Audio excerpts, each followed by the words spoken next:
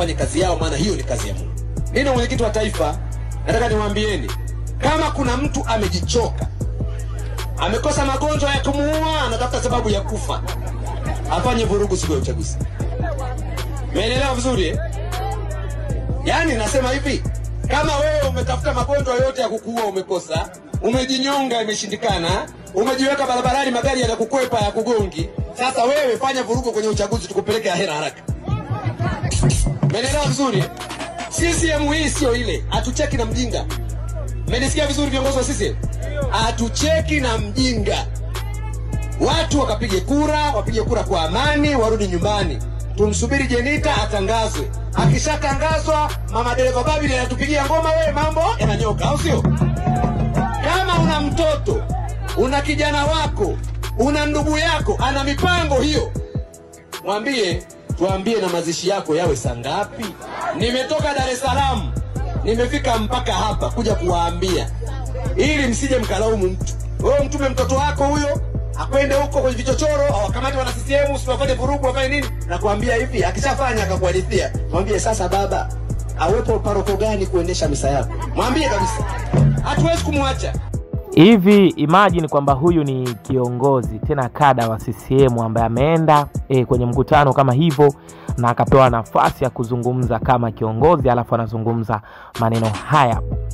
Kusema kweli mimi binafsi imeniuma, tena imeniuma sana, kwa sababu target yake si kulenga chama cha CCM, bali target yake ni kufikisha ujumbe kwa wapinzani. Yaani hiyo ndo target yake kubwa sana.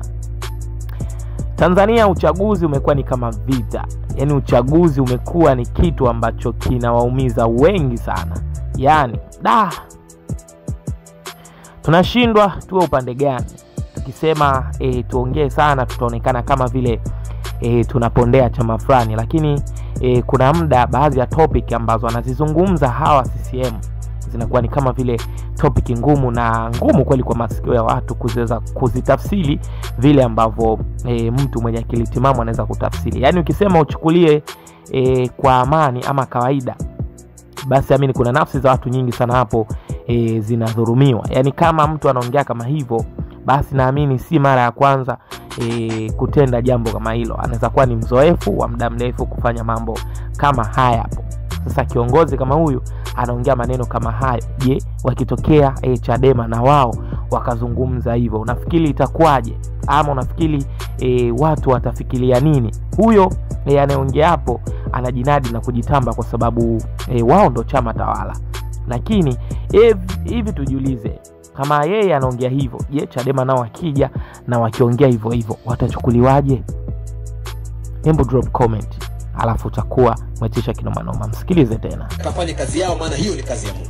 Nina mwenyekiti wa taifa, nataka niwaambieni, kama kuna mtu amejichoka, amekosa magonjwa ya kumuua, anatafuta sababu ya kufa, afanye vurugu siku ya uchaguzi.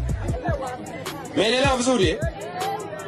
Yaani nasema hivi, kama wewe umetafuta magonjwa yote ya kukuua umekosa, umejinyonga imeshindikana, umejiweka barabarani magari yanakukwepa ya kugongi, sasa wewe fanya vurugu kwenye uchaguzi tukupeleke ahera haraka. Umeelewa vizuri eh? CCM hii sio ile, hatucheki na mjinga. Mmenisikia vizuri viongozi wa CCM? Hatucheki na mjinga. Watu wakapige kura kwa amani, warudi nyumbani. Tumsubiri Jenita atangazwe. Akishatangazwa, mama dereva Babili anatupigia ngoma, wewe mambo yananyoka, au sio?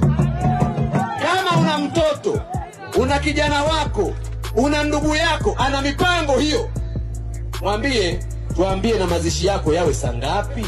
Nimetoka Dar es Salaam, nimefika mpaka hapa kuja kuwaambia, ili msije mkalaumu mtu.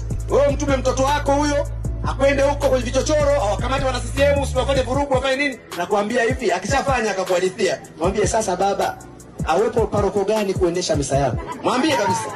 Hatuwezi kumwacha.